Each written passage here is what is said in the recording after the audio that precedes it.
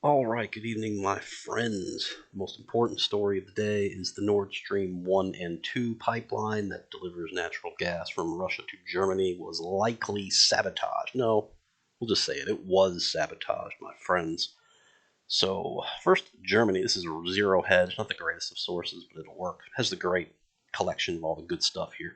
CIA warned Germany of possible Nord Stream pipeline attack. Well, it happened, so let's check the major Blue Anon media sites for, okay, this just refreshed. Let's see what we got here. January 6th, committee postpones hearing originally scheduled for tomorrow because nobody gives a shit. Okay, Hurricane Ian, obviously that should be covered. Bitching about Kirsten Cinema.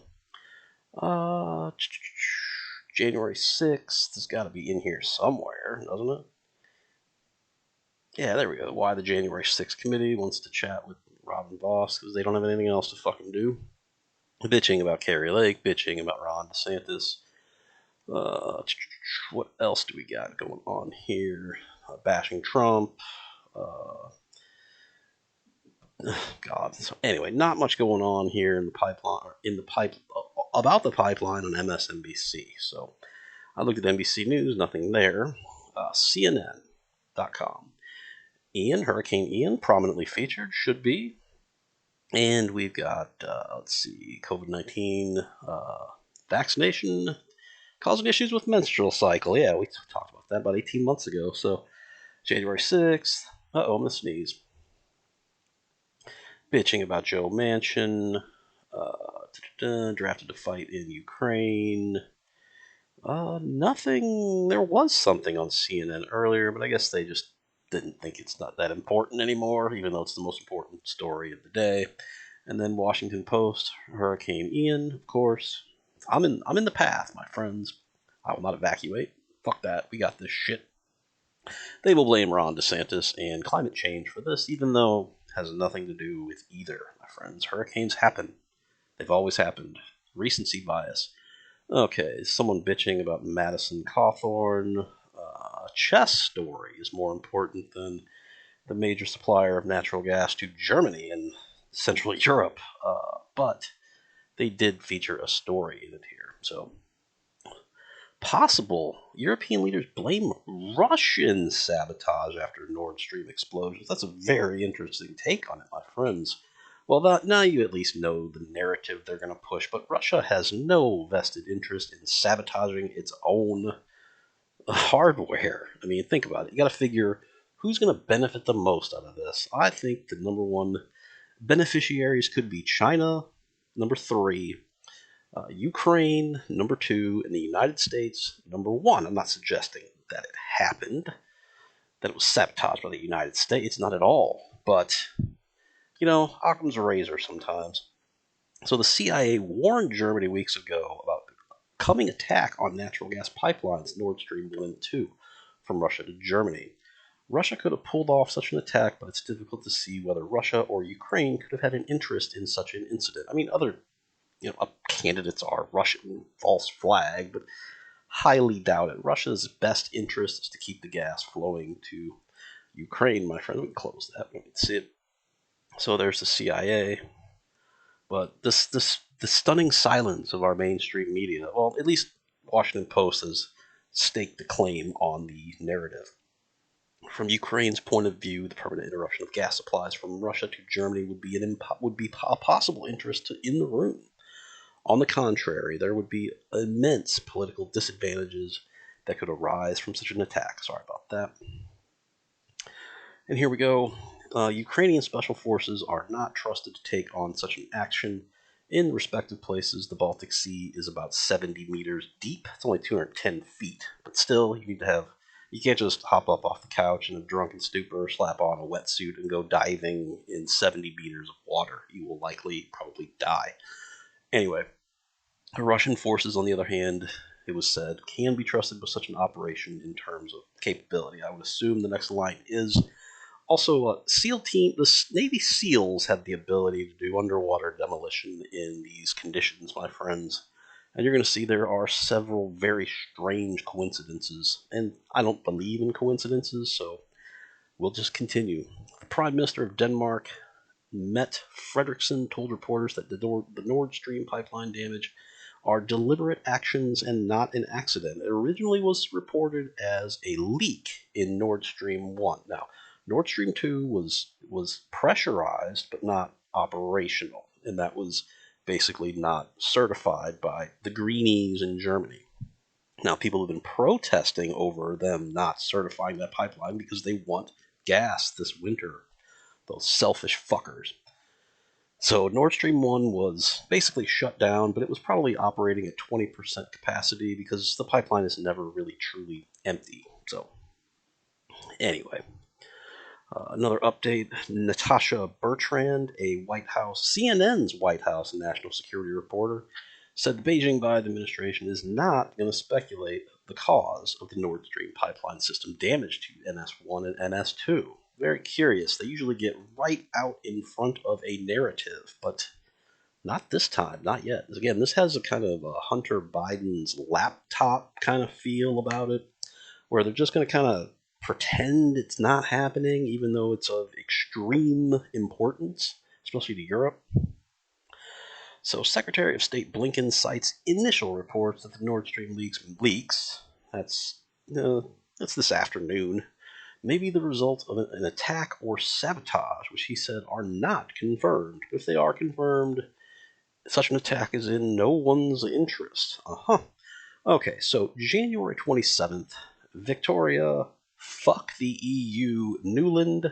Let's play our favorite game, Jew, not a Jew, and I'll give you a moment. And you're right, the answer is Jew. She is the undersecretary of, I forgot what it is, but she's higher up in the Beijing Biden administration. And listen to what this cunt has to say. With regard to Nord Stream 2, we continue to have very strong and clear conversations with our German allies, and I want to be clear with you today.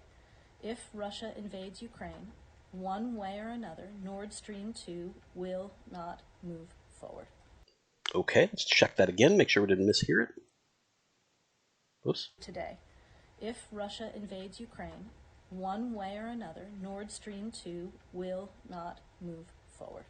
Okay, well, Russia did invade Ukraine, and now Nord Stream 2 is pretty much going to be closed down for repairs until further notice. So, AP News reported the U.S. is ready to provide support for financial benefit, I might add, to Europe after the Nord Stream pipeline leaks. They're not leaks, they were sabotaged. There was no further information on what type of support, but we can only imagine it involved increased liquefied natural gas cargo shipments to the EU. There's only one issue. These floating Hindenburgs encounter unexpected, if catastrophic, events as they sail to Europe. There's not that many LNG-capable cargo vessels, but you never know. So, okay, here's a map of where it happened. Note this is an island called Bornholm. A lot of shit went on around this little island over the past 3 months, which we're going to look into. Very curious indeed. So, Beijing Biden chimed in February, and listen to what pedo Hitler has to say about this topic. Very similar to Vicky Fuck the EU Newland. Oh, by the way, the fucking of the EU will take place if Germany does not receive any natural gas this winter. So maybe, Vicky, you got your wish. Just you were 8 years too late. Here we go. Let me answer the first question first. If Russia invades, that means tanks or troops crossing the border of Ukraine again. Then there will be no longer a Nord Stream 2. We will bring an end to it. Bring an end to it. Well, I don't think it's been ended, but you kind of exposed it to catastrophic failure temporarily. So here we go. This is the rest. Because the reporter asks, how exactly will you do that since the project is in Germany's control? Let's hear. How will you do that exactly, since the project and control of the project is within Germany's control? We will, I promise you, we'll be able to do it. Okay, pedo Hitler has spoken. Vicky, Fuck the EU, Newland, and Pedo Hitler chime in. So, a German Sachsen-class frigate is in the area of the Nord Stream gas leaks at 10:20 a.m. I think they're 5 hours ahead of us, so that would have been 6 a.m. my time. So there's that island again, Bornholm.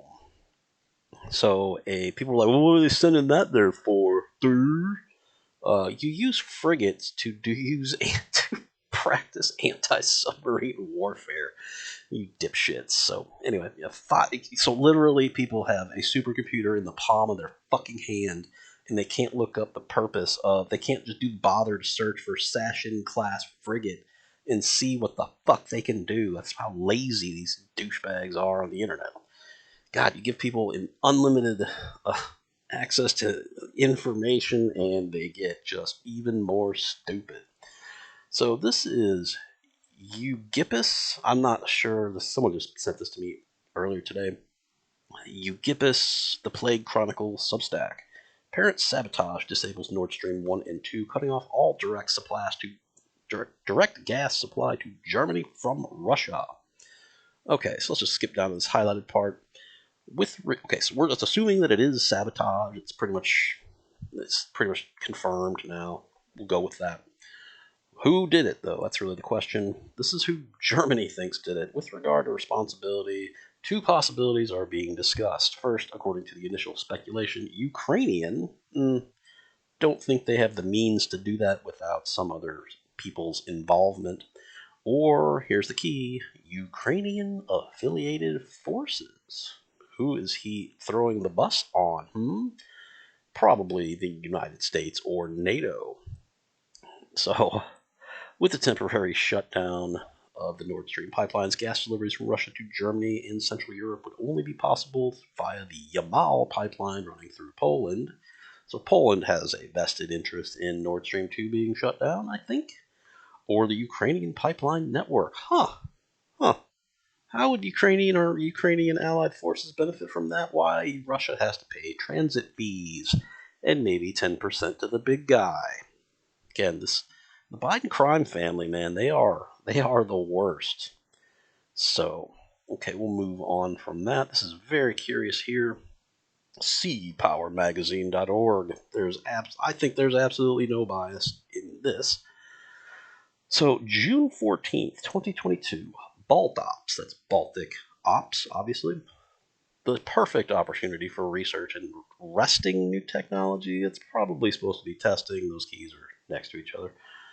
Good proofreading, though, and spell check didn't get it, but obviously someone proofreading it would have.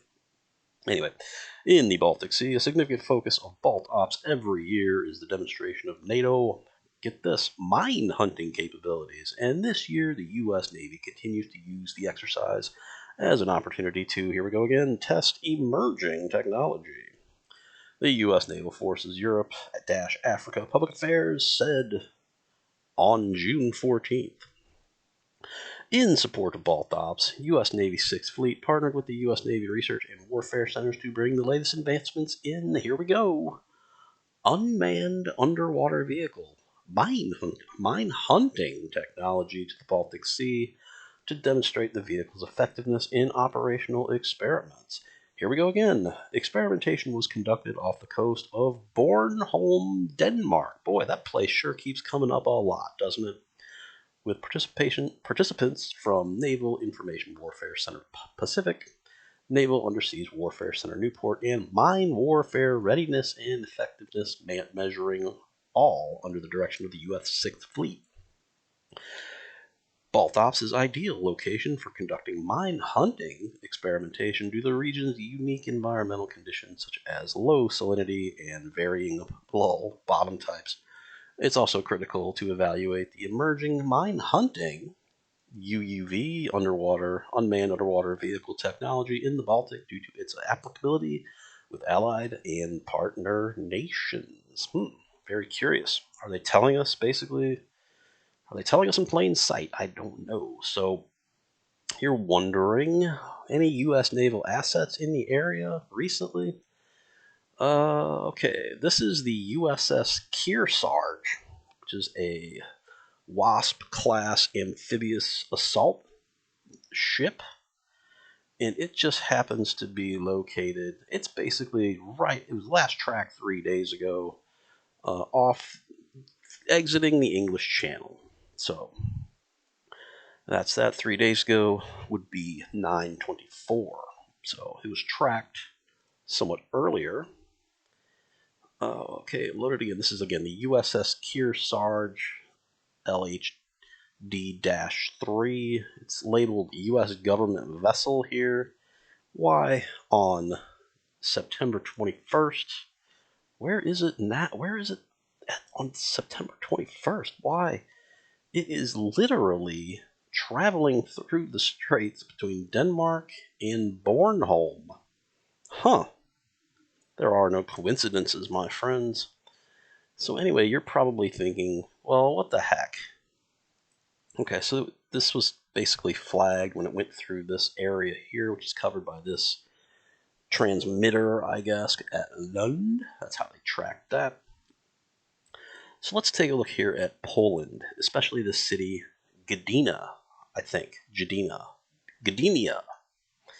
Okay, so Gdynia happens to be a city in Poland that happens to be the home base of Poland's only submarine.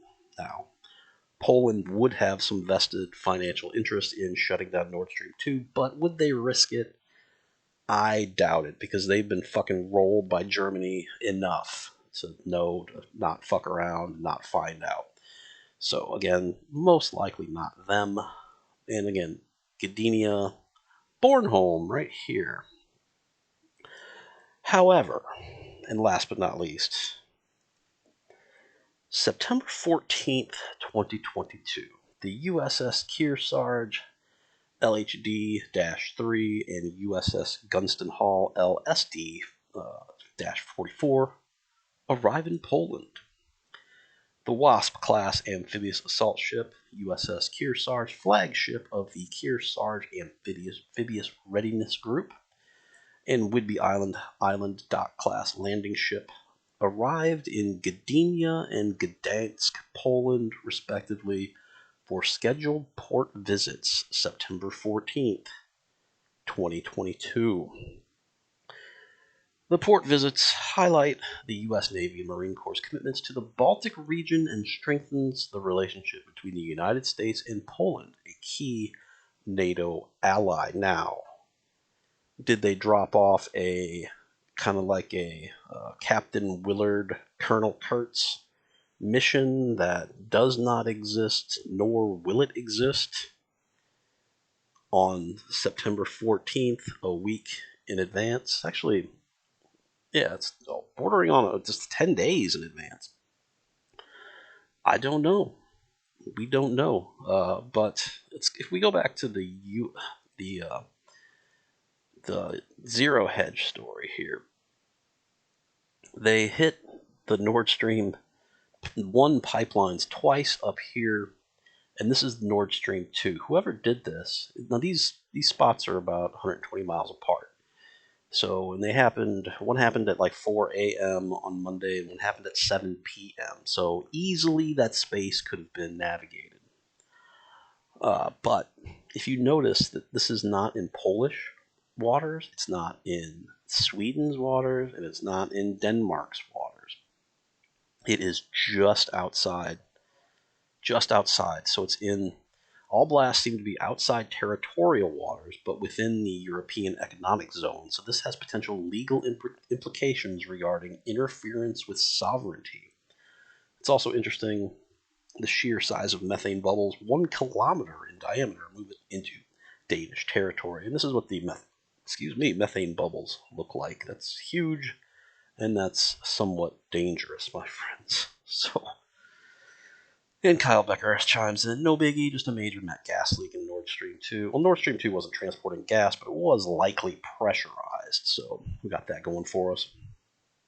So anyway, that's that. It's a long one. Should I do this on YouTube? We can. I don't think it got too spicy. We didn't speculate about really the culprit too badly, did we? I just fed you guys some information. No one made it this far anyway. So have a good day and have a good night, and prepare some some non-perishable food, my friends. We're about to get fucking drilled by a hurricane, by the way. And my brother was like flipping the fuck out. He's like, "Oh my god, everybody's getting water at Winn Dixie," and I'm like, "We don't need water."